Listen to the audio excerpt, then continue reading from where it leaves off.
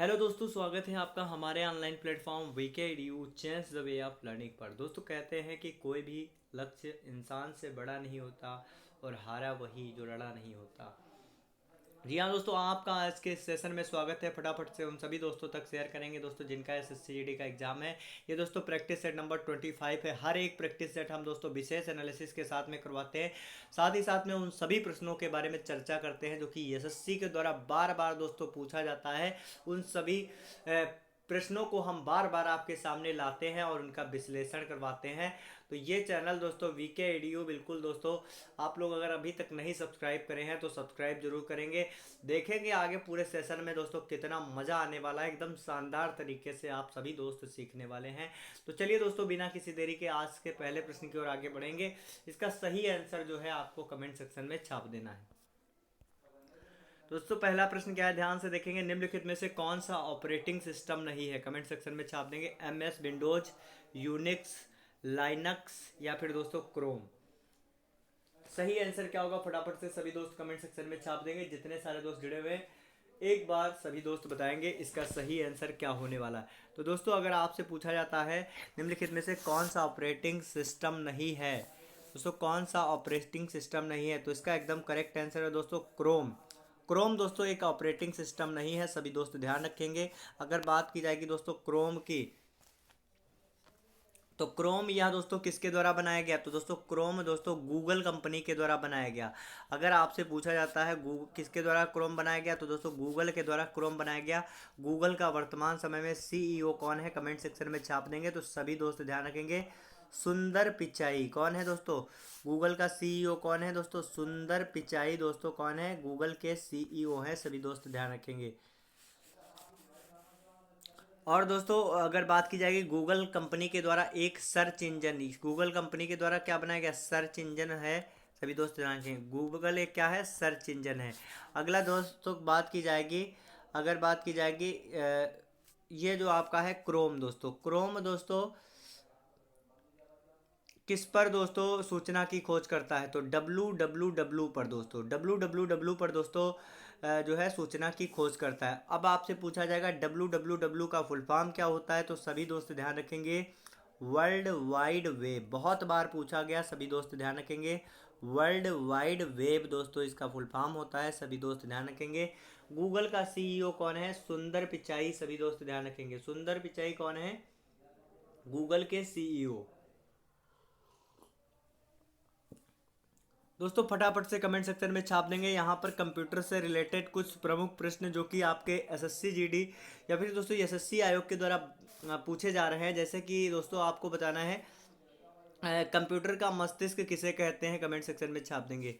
Computer का मस्तिष्क किसे कहते हैं? सभी दोस्त बताएंगे कंप्यूटर का मस्तिष्क किसे कहते हैं।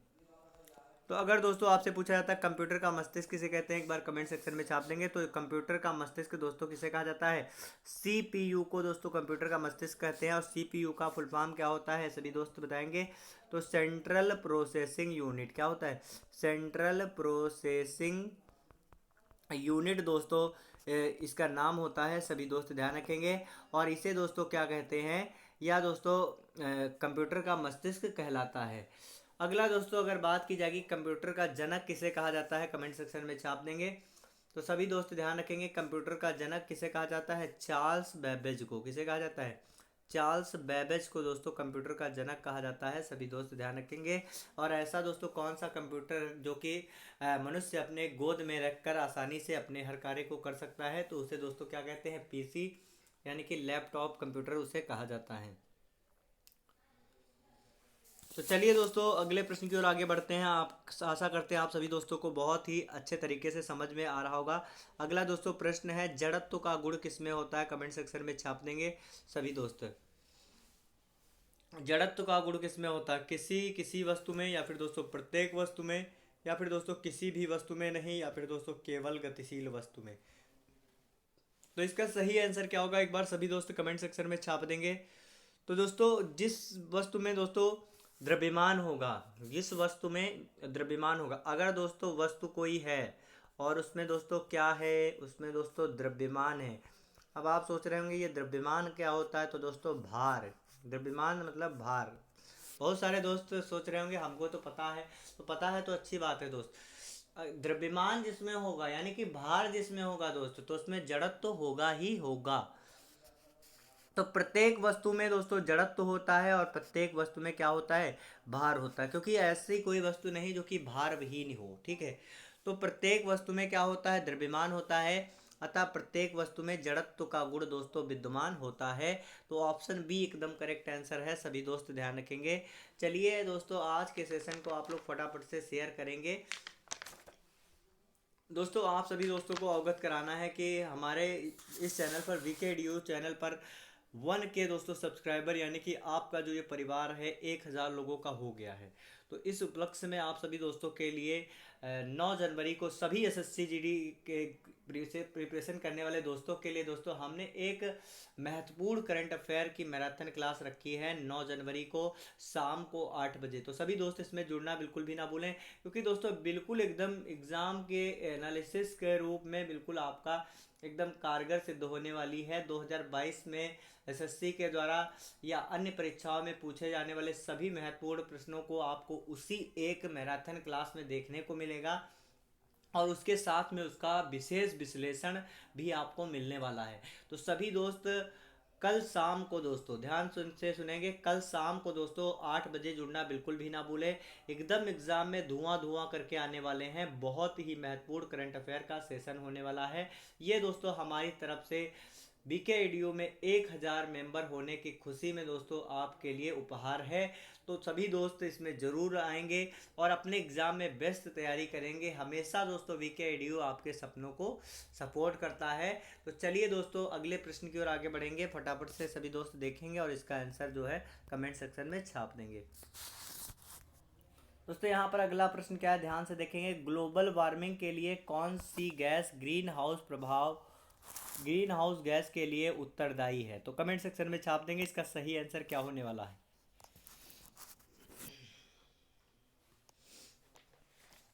ऑप्शन ए है CO2, ऑप्शन बी है दोस्तों CH4, ऑप्शन सी है दोस्तों CFC, ऑप्शन डी है दोस्तों N2O। तो इसका सही आंसर क्या होगा, कमेंट सेक्शन में छाप देंगे। ग्लोबल वार्मिंग के लिए कौन सी गैस उत्तरदायी है? तो दोस्तों ग्लोबल वार्मिंग के लिए कौन सी गैस दोस्तों अधिकतम उत्तरदायी है? यहाँ पर दोस्तों अगर बात की जाएगी ग्लोबल वार्मिंग के लिए दोस्तों कौन सी वैश्विक तापमान के लिए दोस्तों कौन सी गैस उत्तरदायी है, तो ये दोस्तों जितनी सारी गैसें हैं ये सभी ग्लोबल वार्मिंग के लिए उत्तरदायी है। लेकिन कौन सी गैस दोस्तों यहाँ पर आपको बताना है सर्वाधिक उत्तरदायी है। यहाँ पर आपको क्या बताना है, सर्वाधिक उत्तरदायी गैस कौन सी है, कमेंट सेक्शन में छाप देना। सर्वाधिक उत्तरदायी गैस आपको बताना है। तो दोस्तों ग्लोबल वार्मिंग के लिए सर्वाधिक उत्तरदायी गैस है CO2 यानी कि कार्बन डाइऑक्साइड। दोस्तों कार्बन डाइऑक्साइड का दोस्तों ग्लोबल वार्मिंग के लिए साथ ही साथ में दोस्तों हरित गैस कार्बन जो हरित ग्रह के लिए दोस्तों जो कार्बन डाइऑक्साइड है CO2 दोस्तों इसका सबसे ज़्यादा योगदान है। अगर दोस्तों आपसे पूछा जाता है CO2 का योगदान कितना है, तो सभी दोस्त ध्यान रखेंगे ग्लोबल वार्मिंग में CO2 का योगदान 60% है लगभग। CH4 दोस्तों इसे दोस्तों किस गैस के नाम से जानते हैं? दोस्तों इसे कहते हैं मीथेन गैस। सभी दोस्त ध्यान रखेंगे मीथेन गैस। मीथेन गैस कौन सी है? CH4 दोस्तों। इसे किस नाम से जानते हैं? दोस्तों इसे एक अन्य नाम से जानते हैं जिसे कहते हैं दोस्तों मार्स गैस। क्या कहते हैं? मार्स गैस कहते हैं। यह दोस्तों किस में पाया जाता है? धान के खेत दोस्तों धान के खेत में और साथ ही साथ में दलदली भूमि में क्या पाया जाता है? सभी दोस्त ध्यान रखेंगे धान के खेत में दोस्तों कौन सी गैस पाई जाती है? CH4 ध्यान रखेंगे। और दलदली भूमि में दोस्तों इसे भी ध्यान रखेंगे, दलदली भूमि में दोस्तों कौन सी गैस पाई जाती है? तो दलदली भूमि में CH4 यानी कि मीथेन गैस पाई जाती है। बहुत ही शानदार दोस्तों आपको सीखने को मिल रहा है। तो सभी दोस्त एक बार लाइक शेयर और सब्सक्राइब जरूर करेंगे अगर वाकई में आपको मज़ा आ रहा है। तो मीथेन गैस दोस्तों मार्स गैस कहते हैं। अगर बात की जाएगी ग्रीन हाउस प्रभाव में दोस्तों इसका कितना योगदान होता है, तो सभी दोस्त ध्यान रखेंगे इसका योगदान मीथेन गैस का लगभग दोस्तों 15% दोस्तों वैश्विक तापमान में इसका योगदान होता है। अगर बात की जाएगी CFC दोस्तों, तो CFC का आपसे फुल फॉर्म पूछा जा सकता है, तो इसका फुल फॉर्म होता है दोस्तों क्लोरोफ्लोरोकार्बन। क्लोरोफ्लोरोकार्बन दोस्तों होता है इसका फुल फॉर्म।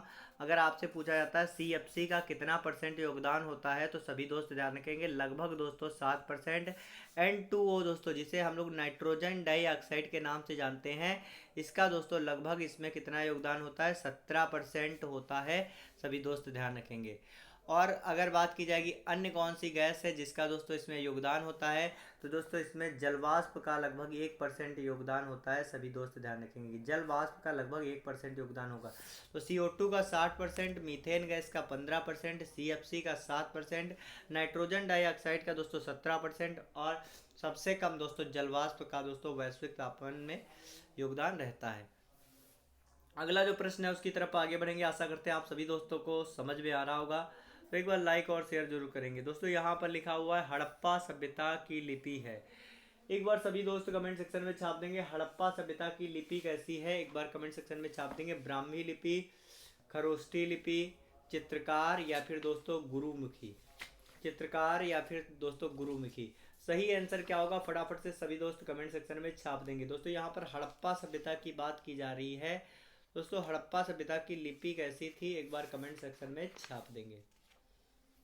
तो दोस्तों हड़प्पा सभ्यता की अगर बात की जाएगी तो हड़प्पा सभ्यता की लिपि जो थी या दोस्तों भाव चित्रात्मक थी। कैसी थी, भाव चित्रात्मक थी। ऑप्शन सी आपका एकदम करेक्ट आंसर है। सभी दोस्त ध्यान रखेंगे चित्राक्षर दोस्तों क्या है, चित्राक्षर, और यानी कि चित्र के रूप में अक्षरों का प्रयोग, या फिर दोस्तों चित्राकार थी।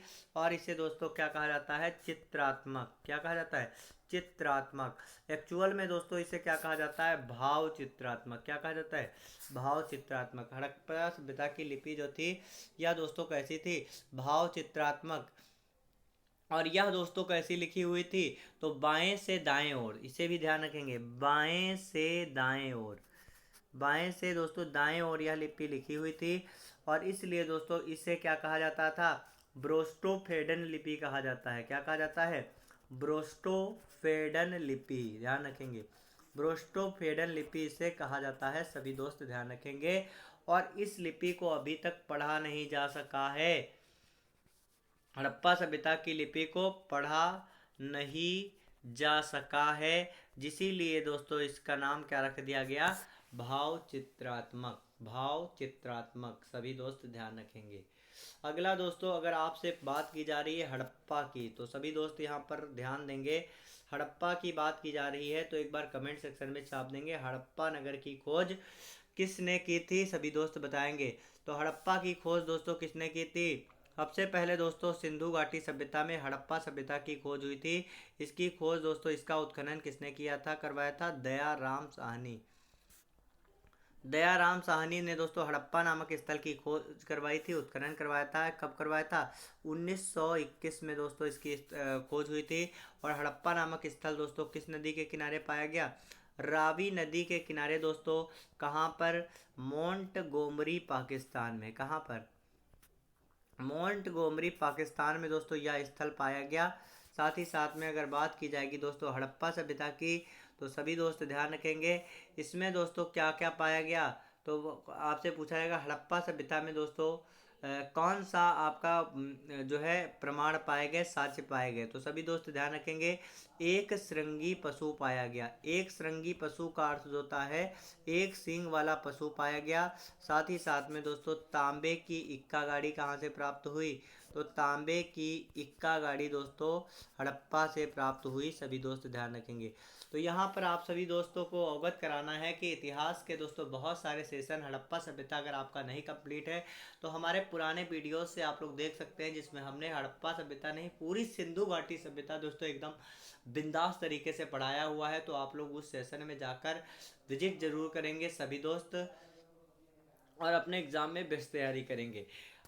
तो अगला जो प्रश्न है उसकी तरफ आगे बढ़ेंगे। यहाँ पर लिखा हुआ दोस्तों ईस्ट इंडिया कंपनी के गठन के समय में भारत का शासक कौन था, इब्राहिम लोदी, ऑप्शन बी है दोस्तों बाबर, ऑप्शन सी है दोस्तों अकबर, या फिर दोस्तों ऑप्शन डी है औरंगजेब। सही आंसर क्या होगा कमेंट सेक्शन में छाप देंगे कि ईस्ट इंडिया कंपनी के गठन के समय में भारत का शासक कौन था। ईस्ट इंडिया कंपनी के गठन के समय में दोस्तों भारत का शासक कौन था। तो दोस्तों ईस्ट इंडिया के गठन के समय में भारत का शासक अकबर था। कौन था, अकबर था सभी दोस्त ध्यान रखेंगे अकबर। यहाँ पर दोस्तों अकबर की अगर बात की जाएगी तो जब ईस्ट इंडिया की कंपनी की स्थापना हुई थी, कब इसकी स्थापना हुई थी, तो इसे भी सभी दोस्त ध्यान रखेंगे 31 दिसंबर सन 1600 को दोस्तों इसकी स्थापना हुई थी। सभी दोस्त ध्यान रखेंगे 31 दिसंबर सन 1600 को ईस्ट इंडिया कंपनी की स्थापना हुई थी। और इसकी स्थापना के समय दोस्तों शासक कौन था? अकबर। अकबर दोस्तों इसने 1556 से 1605 ईस्वी तक दोस्तों शासन किया है। सभी दोस्त ध्यान रखेंगे। अकबर का जन्म दोस्तों कहाँ पर हुआ था? राणा बीरसाल, अमरकोट के राणा बीरसाल के महल में इनका जन्म हुआ था। और इनका दोस्तों राज्याभिषेक पंजाब के कन्नौज नामक शहर में हुआ था। और इनका संरक्षण किसने किया था? सभी दोस्त बताएंगे। संरक्षक कौन था? तो अकबर का संरक्षक दोस्तों बैरम खां था। कौन था? अकबर का संरक्षक दोस्तों था जिसका नाम है बैरम खां। तो बैरम खां दोस्तों अकबर का संरक्षक था। अगला दोस्तों अगर बात की जाएगी, पानीपत का द्वितीय युद्ध किसके किसके बीच में हुआ था? कमेंट सेक्शन में छाप देंगे सभी दोस्त। पानीपत का द्वितीय युद्ध किसके किसके बीच में हुआ था? तो पानीपत का द्वितीय युद्ध बताएंगे, एक बार कमेंट सेक्शन में छाप देंगे जितने सारे दोस्त जुड़े हैं। पानीपत का द्वितीय युद्ध दोस्तों किन दो शासकों के मध्य हुआ था? तो सभी दोस्त ध्यान रखेंगे पानीपत का युद्ध। दोस्तों पानीपत के युद्ध के बारे में हम आपको अभी बताने वाले हैं। सभी दोस्त ध्यान रखेंगे, तब तक दोस्तों देखने वाले अकबर के बारे में देखेंगे। पानीपत का दोस्तों द्वितीय युद्ध जो है ये अकबर और दोस्तों किसके बीच में हुआ था? हेमू के बीच में। और इसमें दोस्तों कौन पराजित हुआ था? हेमू पराजित। हेमू को किसने पराजित किया था? अकबर ने पराजित किया था 1556 ईस्वी में। अगर बात की जाएगी दोस्तों अकबर की, तो अकबर ने दोस्तों एक धर्म चलाया था जिसका नाम है दीन ए इलाही। दीन ए इलाही धर्म किसने चलाया? अकबर ने चलाया। साथ ही साथ में दोस्तों अगर बात की जाएगी इबादत खाना किसने बनवाया? तो इबादत खाना दोस्तों अकबर ने बनवाया था। सभी दोस्त ध्यान रखेंगे। दहसला बंदोबस्त किसने स्टार्ट कराया? बताएंगे। दहसला बंदोबस्त दोस्तों, दहसला बंदोबस्त दोस्तों अकबर के द्वारा चलाया गया। साथ ही साथ में दोस्तों अगर आपसे पूछा जाता है मनसबदारी प्रथा, तो मनसबदारी प्रथा दोस्तों किसके द्वारा स्टार्ट की गई? अकबर के द्वारा स्टार्ट की गई। सभी दोस्त ध्यान रखेंगे। अगला दोस्तों अब आपको बताना है, फटाफट से कमेंट सेक्शन में छाप देंगे पानीपत के युद्ध के बारे में आप लोग क्या जानते हैं? कमेंट सेक्शन में छाप देंगे। दोस्तों पानीपत के युद्ध के बारे में अगर बात की जाएगी तो पानीपत का प्रथम युद्ध अगर बात किया जाएगा तो पानीपत का प्रथम युद्ध किसके किसके बीच में हुआ था? बाबर और दोस्तों इब्राहिम लोदी। बाबर और इब्राहिम लोदी के बीच में दोस्तों यह युद्ध हुआ था। और इसमें दोस्तों बाबर ने इब्राहिम लोदी को क्या किया था? इसको पराजित कर दिया था। और बाबर ने दोस्तों किस वंश की नींव डाली थी?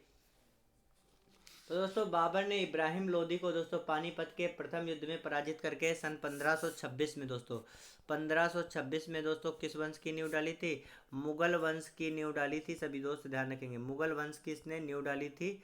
सभी दोस्त ध्यान रखेंगे 1526 ईस्वी में। और इसमें दोस्तों इन्होंने पहली बार दोस्तों किसका प्रयोग किया था? तो पानीपत के प्रथम युद्ध में दोस्तों इन्होंने तुगलमा युद्ध नीति का उपयोग किया था। तुगलमा तुगलमा युद्ध नीति का प्रयोग किया था। सभी दोस्त ध्यान रखेंगे, तुगलमा युद्ध नीति का प्रयोग किसमें किया था? तो सभी दोस्त ध्यान रखेंगे, तुगलमा युद्ध नीति का प्रयोग बाबर ने पानीपत के प्रथम युद्ध में किया था। अगर आपसे पूछा जाता है दोस्तों पानीपत का द्वितीय युद्ध किन शासकों के मध्य हुआ था? तो पानीपत का दोस्तों जो सेकंड वार है वो दोस्तों किसके किसके बीच में हुआ?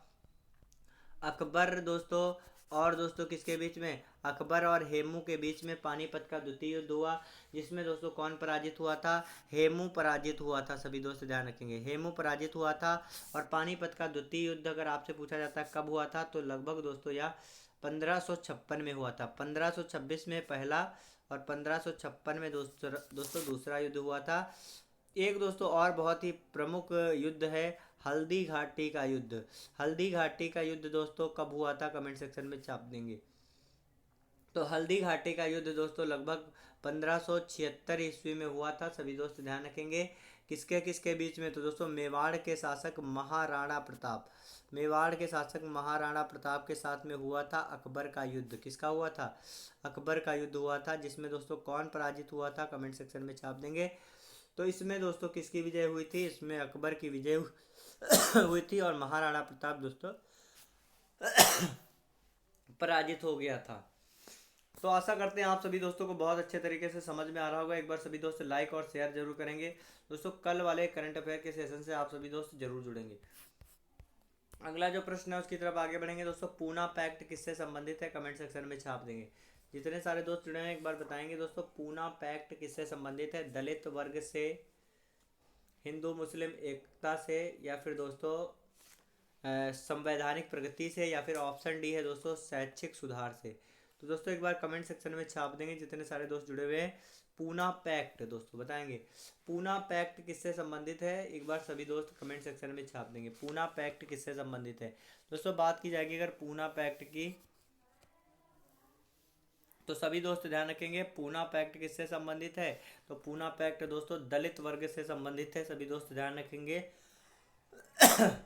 और पूना पैक्ट दोस्तों किसे कहा जाता है? तो पूना पैक्ट दोस्तों महात्मा गांधी और किसके बीच में समझौता हुआ था? सभी दोस्त ध्यान रखेंगे, महात्मा गांधी और दोस्तों दलित वर्ग के डॉक्टर भीमराव अंबेडकर। ध्यान रखेंगे, दलित वर्ग के डॉक्टर भीमराव अंबेडकर के मध्य दोस्तों एक क्या हुआ था? एक समझौता हुआ था, जिसे दोस्तों क्या कहा गया? पूना पैक्ट। ठीक है, पूना पैक्ट कहा गया, सभी दोस्त ध्यान रखेंगे। अगला जो प्रश्न है उसकी तरफ आगे बढ़ेंगे।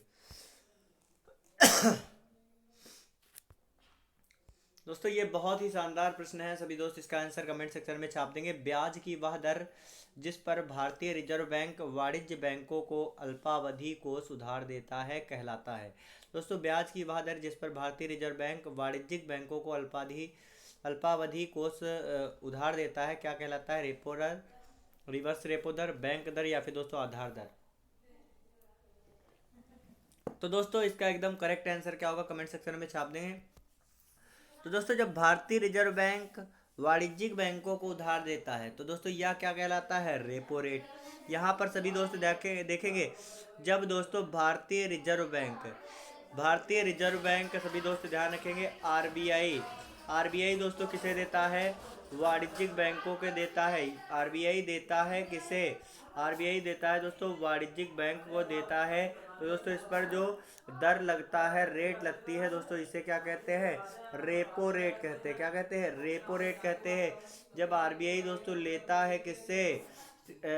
आपका कमर्शियल बैंकों से लेता है और कमर्शियल बैंक देता है, तो उस कंडीशन में दोस्तों क्या लगता है? Reverse repo rate. क्या लगता है? रिवर्स रेपो रेट लगता है, सभी दोस्त ध्यान रखेंगे।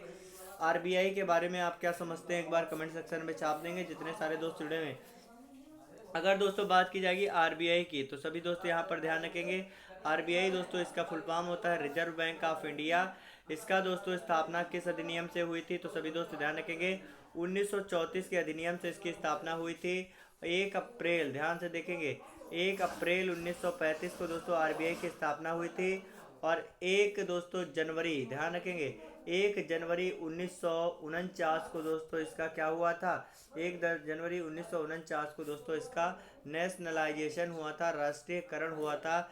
अगर दोस्तों आपसे पूछा जाता है आरबीआई का वर्तमान समय में दोस्तों मुख्यालय कहाँ पर है, कमेंट सेक्शन में छाप देंगे। तो आरबीआई का मुख्यालय कहाँ है, फटाफट से सभी दोस्त बताएंगे। तो आरबीआई का मुख्यालय दोस्तों कहाँ पर है? मुंबई में। अगर दोस्तों आपसे पूछा जाता है आरबीआई के बारे में कि आरबीआई के वर्तमान समय में गवर्नर कौन है, तो सभी दोस्त ध्यान रखेंगे शक्तिकांत दास वर्तमान समय में आरबीआई के गवर्नर है।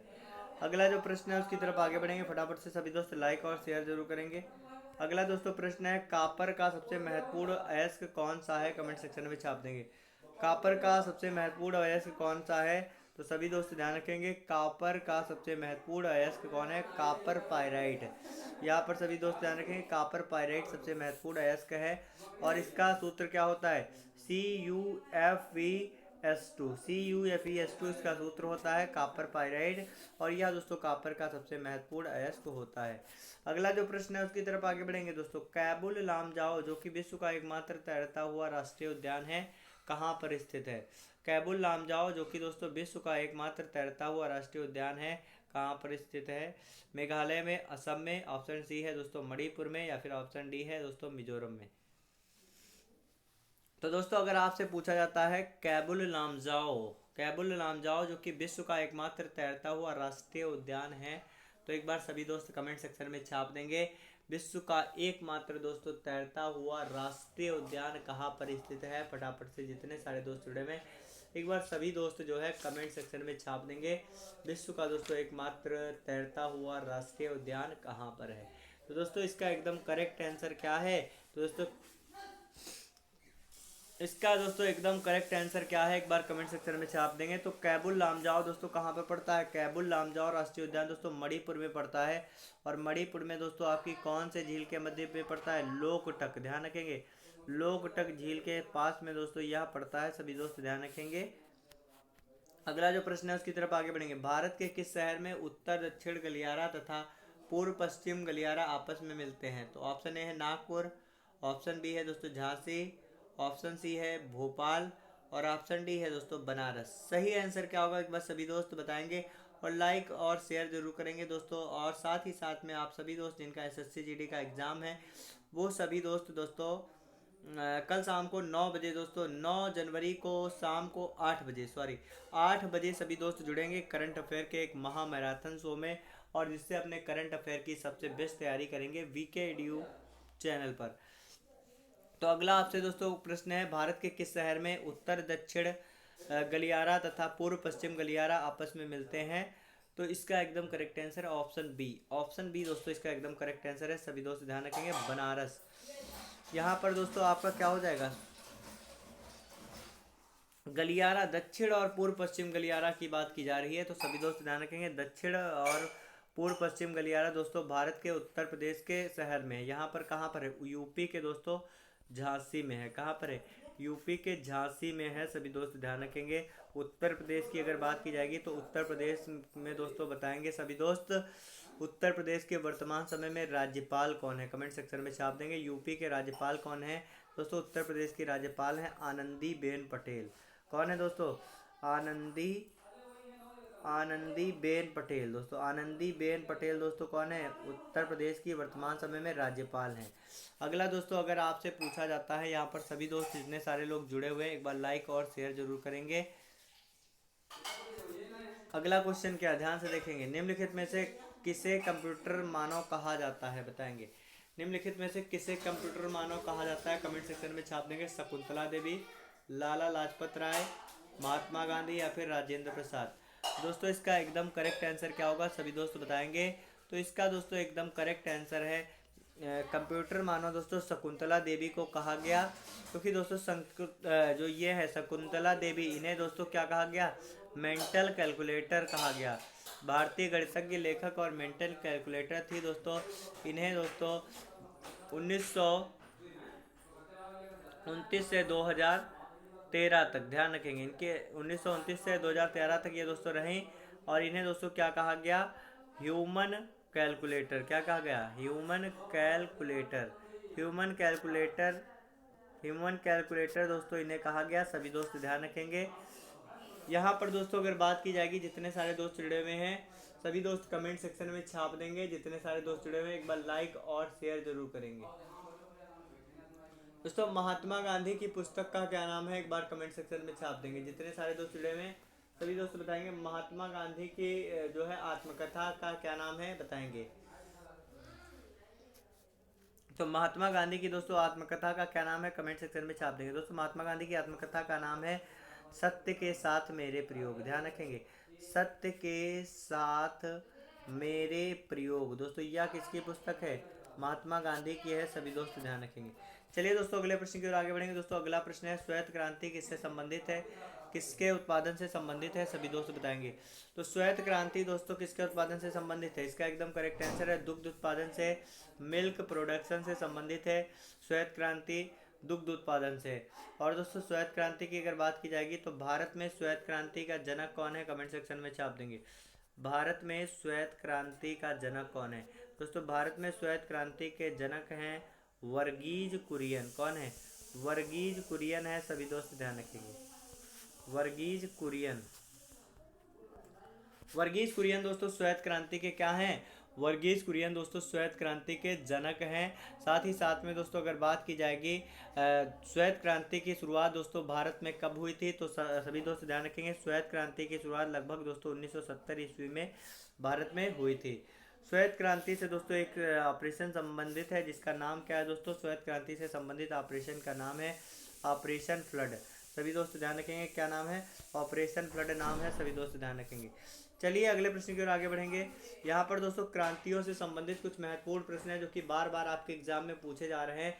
तो एक बार जितने सारे दोस्त जुड़े हुए हैं सभी दोस्त लाइक और शेयर करेंगे, और साथ ही साथ में इन सभी प्रश्नों के आंसर आप सभी दोस्तों को कमेंट सेक्शन में छाप देना है। दोस्तों कुछ महत्वपूर्ण क्रांतियों के बारे में देखेंगे जो कि बार बार आपके एग्जाम में पूछी जा रही हैं। तो सभी दोस्त बताएंगे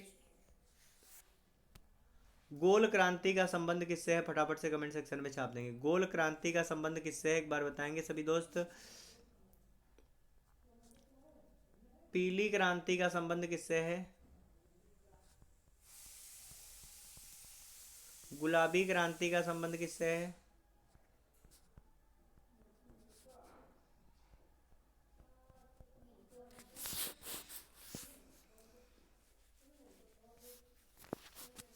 व्हाइट गोल्ड क्रांति का संबंध किससे है? व्हाइट गोल्ड क्रांति, दोस्तों व्हाइट गोल्ड क्रांति का संबंध किससे है सभी दोस्त बताएंगे। नीली क्रांति का संबंध किससे है इसे भी बताएंगे। नीली क्रांति का संबंध किससे है इसे भी आप सभी दोस्त बताएंगे। तो यहाँ पर दोस्तों ये कुछ महत्वपूर्ण प्रश्न है, इसके आंसर आप सभी दोस्त बताएंगे फटाफट से।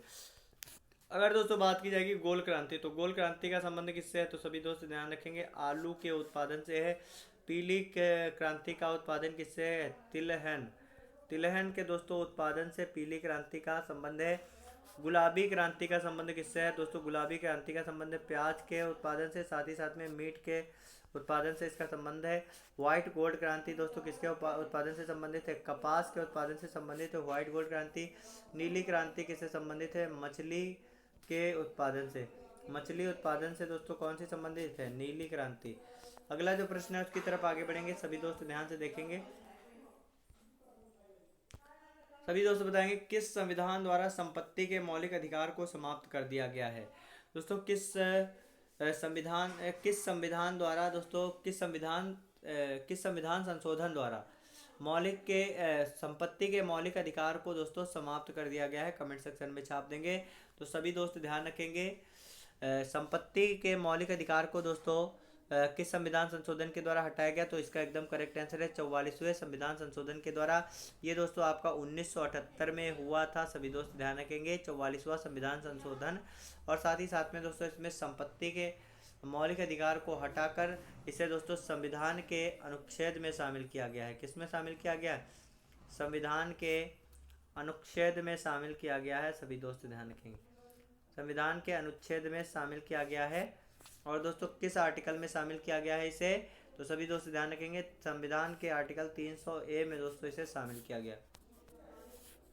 अगला जो प्रश्न है उसकी तरफ आगे बढ़ेंगे। भारत में सिविल सेवाओं का जन्मदाता किसे कहा जाता है? तो दोस्तों इसका एकदम करेक्ट आंसर क्या है? भारत में सिविल सेवाओं का जनक दोस्तों लॉर्ड कॉर्नवालिस को कहा जाता है। और यह दोस्तों बंगाल का गवर्नर जनरल था। कौन था? बंगाल का गवर्नर जनरल। बंगाल का गवर्नर जनरल, बंगाल का गवर्नर जनरल कौन था दोस्तों? बंगाल का गवर्नर जनरल लॉर्ड कॉर्नवालिस था, सभी दोस्त ध्यान रखेंगे। और लॉर्ड कॉर्नवालिस की अगर बात की जाएगी दोस्तों तो इसने स्थायी बंदोबस्त, अगर आपसे पूछा जाएगा स्थायी बंदोबस्त किसने स्टार्ट किया, सभी दोस्त बताएंगे स्थायी बंदोबस्त। दोस्तों स्थायी बंदोबस्त लॉर्ड कॉर्नवालिस के द्वारा स्टार्ट किया गया।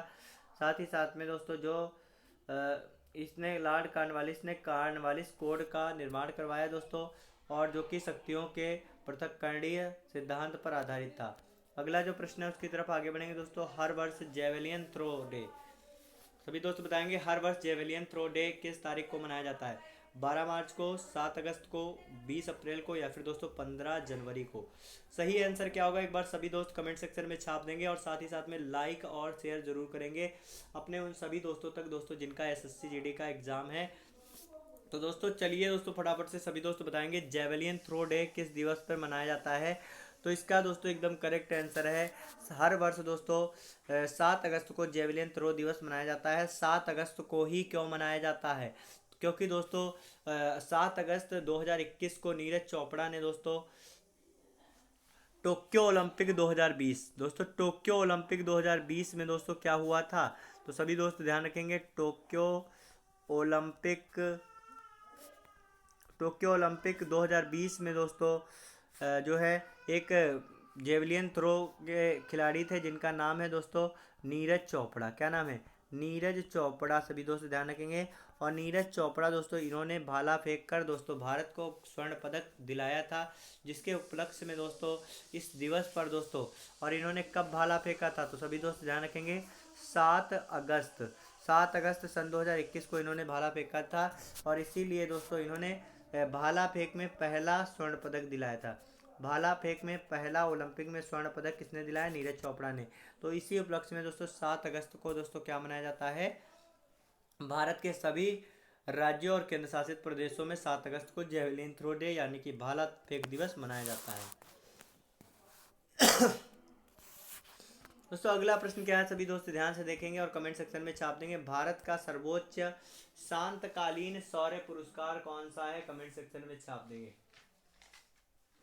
भारत का सर्वोच्च शांतकालीन शौर्य पुरस्कार कौन सा है?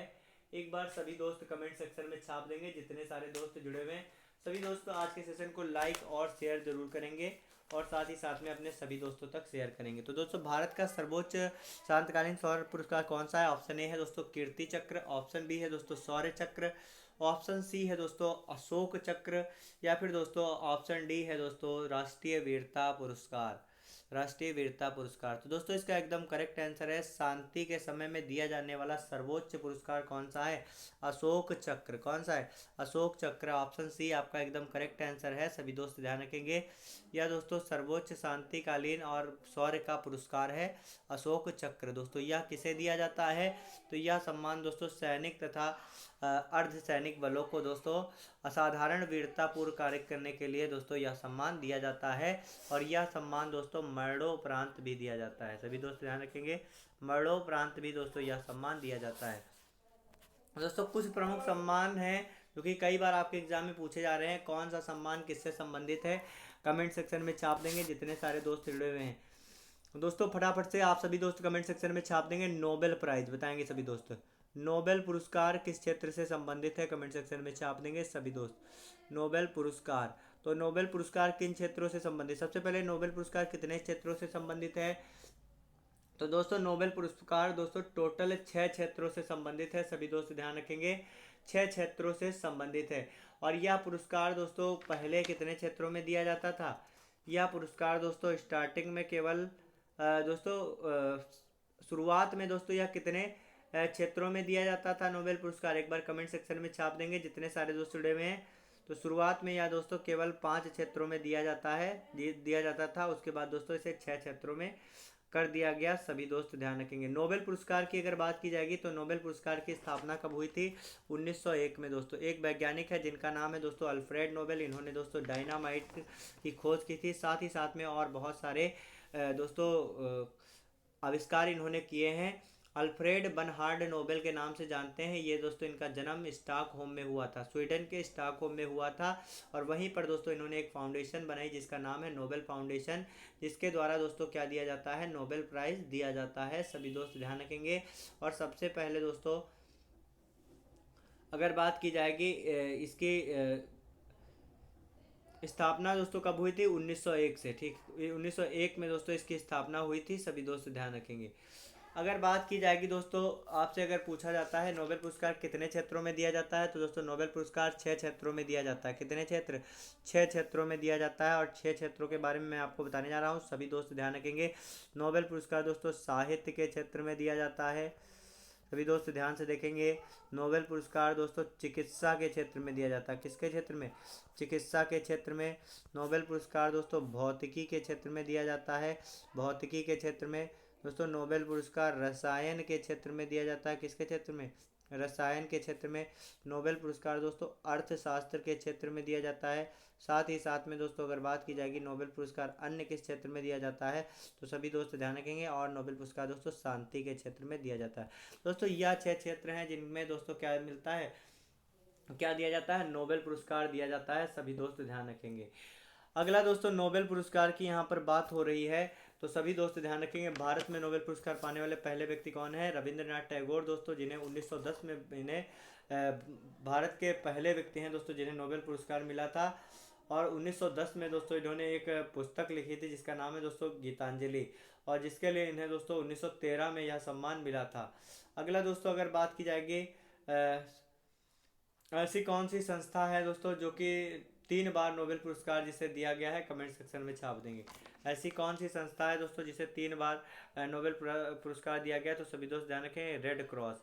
रेड क्रॉस दोस्तों ऐसी संस्था है जिसे 3 बार नोबेल पुरस्कार दिया गया। तो चलिए दोस्तों फटाफट से कुछ प्रमुख पुरस्कार हैं या किन क्षेत्रों से संबंधित है, आपको कमेंट सेक्शन में छाप देना है। दोस्तों आपको बताना है पुलित्जर पुरस्कार किससे संबंधित है, कमेंट सेक्शन में छाप देंगे। पुलित्जर अवार्ड किससे संबंधित है, ऑस्कर अवार्ड किससे संबंधित है, कमेंट सेक्शन में छाप देंगे। साथ ही साथ में दोस्तों आपको बताना है कलिंग पुरस्कार किससे संबंधित है, कमेंट सेक्शन में छाप देंगे जितने सारे दोस्त जुड़े हुए हैं।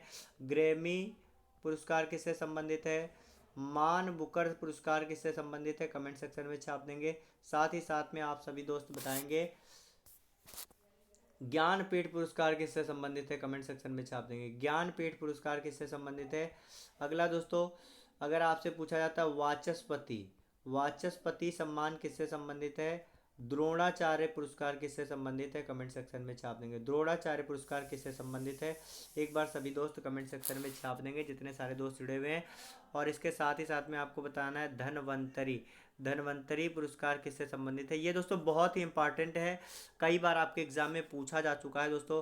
अर्जुन पुरस्कार दोस्तों, ये आपका दोस्तों एक ना कोई सेट में आपको ये प्रश्न आपको अवश्य देखने को मिलेंगे। दोस्तों भटनागर अवार्ड किससे संबंधित है, अगर दोस्तों आपसे पूछा जाता है दोस्तों कबीर पुरस्कार किससे संबंधित है, कमेंट सेक्शन में छाप देंगे जितने सारे दोस्त जुड़े हुए हैं। और मेजर ध्यानचंद दोस्तों, ध्यानचंद पुरस्कार किससे संबंधित है, सभी दोस्त बताएंगे।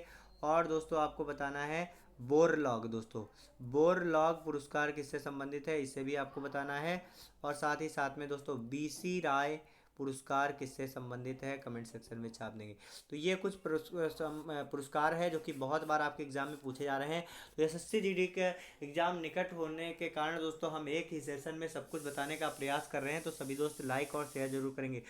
पुलित्जर पुरस्कार की अगर बात की जाएगी दोस्तों किससे संबंधित है दोस्तों, तो ये दोस्तों पत्रकारिता से संबंधित है। किससे संबंधित है, पत्रकारिता से संबंधित है, सभी दोस्त ध्यान रखेंगे, एक बार में ही समझने का प्रयास करेंगे। ऑस्कर अवार्ड दोस्तों किससे संबंधित है, फिल्म जगत से संबंधित है ऑस्कर पुरस्कार।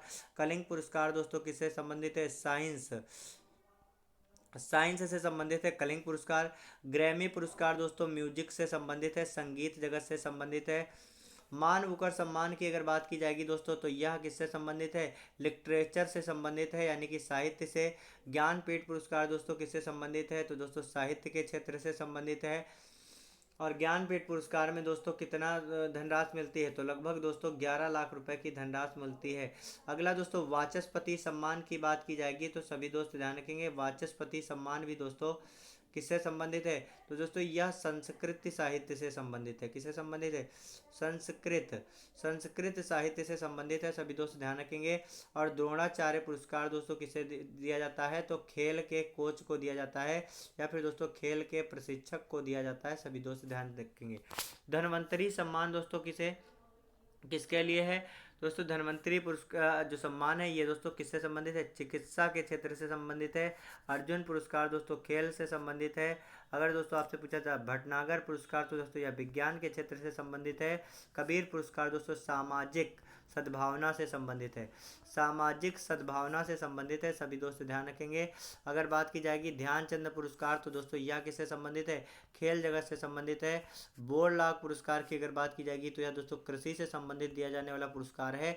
बोरलॉग दोस्तों नॉर्मन बोरलॉग दोस्तों किसके जनक हैं, हरित क्रांति के जनक हैं। तो इनके नाम पर दोस्तों दिया जाने वाला बोरलॉग सम्मान किससे संबंधित है, कृषि से संबंधित है। बीसी राय दोस्तों पुरस्कार यह किससे संबंधित है, चिकित्सा से संबंधित है दोस्तों बीसी राय पुरस्कार, सभी दोस्त ध्यान रखेंगे। आशा करते हैं आप सभी दोस्तों को बहुत अच्छे तरीके से समझ में आ गया होगा। बताएंगे सभी दोस्त झुका हुआ झंडा किसका प्रतीक होता है, दोस्तों झुका हुआ झंडा हमेशा सभी दोस्त ध्यान रखेंगे राष्ट्रीय शोक का प्रतीक होता है झुका हुआ झंडा। अगला जो प्रश्न है उसकी तरफ आगे बढ़ेंगे दोस्तों। भारतीय संविधान में कितनी भाषाओं को अनुसूचित भाषा का दर्जा दिया गया है, कमेंट सेक्शन में छाप देंगे दोस्तों। सभी दोस्त बताएंगे भारतीय संविधान में कितनी भाषाओं को अनुसूचित भाषाओं का दर्जा दिया गया है। तो दोस्तों भारत में कितनी तरह की भाषाएं बोली जाती हैं, तो आप सभी को पता होना चाहिए भारत में दोस्तों टोटल दोस्तों अगर बात की जाएगी भारत में कितनी तरीके की भाषाएं बोली जाती है, तो लगभग दोस्तों 114 प्रकार की भाषाएं भारत में बोली जाती हैं। और इसमें बताया अगर पूछा जाए संविधान में कितनी भाषाओं को दोस्तों अनुसूचित भाषा के रूप में दर्जा मिला है, तो दोस्तों इसका एकदम करेक्ट आंसर है 22। टोटल दोस्तों 22 भाषाओं को दोस्तों अनुसूचित भाषा का दर्जा मिला है। सभी दोस्त ध्यान रखेंगे 22 भाषाओं को दोस्तों इसमें अनुसूचित भाषा का दर्जा मिला है। अगला जो प्रश्न है उसकी तरफ आगे बढ़ेंगे, सभी दोस्त ध्यान रखेंगे, एक बार लाइक और शेयर करेंगे। दोस्तों अगला प्रश्न है राज्य सूची में कितने विषयों को सम्मिलित किया गया है, कमेंट सेक्शन में छाप देंगे। तो सभी दोस्त ध्यान रखेंगे राज्य सूची में कितने विषयों को शामिल किया गया है, तो राज्य सूची में दोस्तों 61 विषयों को शामिल किया गया है। सभी दोस्त ध्यान रखेंगे 61 विषयों को शामिल किया गया है। और संविधान का जिस समय निर्माण हुआ था दोस्तों, संविधान का जिस समय निर्माण हुआ था और उस समय दोस्तों इसमें कितने विषयों को शामिल किया गया था, जिस समय दोस्तों संविधान बनाया गया था, संविधान के निर्माण के समय दोस्तों इसमें कितने थे 66, लेकिन वर्तमान समय में दोस्तों कितने विषय हैं, तो इसमें दोस्तों 61 विषयों को सम्मिलित किया गया है। अगला जो प्रश्न है उसकी तरफ आगे बढ़ेंगे। दोस्तों अगला प्रश्न लिखा हुआ है निम्नलिखित में से कौन सा पुरस्कार खेल प्रशिक्षक को दिया जाता है, कमेंट सेक्शन में छाप देंगे। द्रोणाचार्य पुरस्कार, ध्यानचंद पुरस्कार, राजीव गांधी खेल रत्न पुरस्कार, या फिर दोस्तों भारत का गौरव पुरस्कार। सही आंसर क्या होगा कमेंट सेक्शन में छाप देंगे जितने सारे दोस्त जुड़े हुए हैं। तो दोस्तों यहाँ पर सभी दोस्त ध्यान से देखेंगे भारत के खेल प्रशिक्षकों को कौन सा सम्मान दिया जाता है, तो इसका एकदम करेक्ट आंसर अभी दोस्तों मैंने इसको आपको बताया था द्रोणाचार्य पुरस्कार। अगर बात की जाएगी दोस्तों द्रोणाचार्य पुरस्कार की, तो द्रोणाचार्य पुरस्कार कब से दिया जाता है 1985 से दोस्तों किसे मिलता है दोस्तों, या खेल प्रशिक्षक को दिया जाता है। किसे दिया जाता है, खेल प्रशिक्षक को दोस्तों यह सम्मान मिलता है। सभी दोस्त ध्यान रखेंगे। अगर बात की जाएगी मेजर ध्यानचंद पुरस्कार, तो सभी दोस्त ध्यान रखेंगे राजीव गांधी खेल रत्न पुरस्कार का नाम बदलकर क्या कर दिया गया, मेजर ध्यानचंद खेल रत्न पुरस्कार कर दिया गया है। सभी दोस्त ध्यान रखेंगे खेलों के सराहनीय प्रदर्शन के लिए यह सम्मान दिया जाता है। अगर दोस्तों आपसे पूछा जाता है, एक बार सभी दोस्त बताएंगे जितने सारे दोस्त जुड़े हुए हैं, रेमन मैग्सेस पुरस्कार दोस्तों, रेमन मैग्सेस पुरस्कार किसे कहते हैं दोस्तों, रेमन मैग्सेस पुरस्कार से संबंधित आपसे एक प्रश्न पूछा जाता है, इसे ध्यान रखेंगे बहुत ही महत्वपूर्ण है पुरस्कार।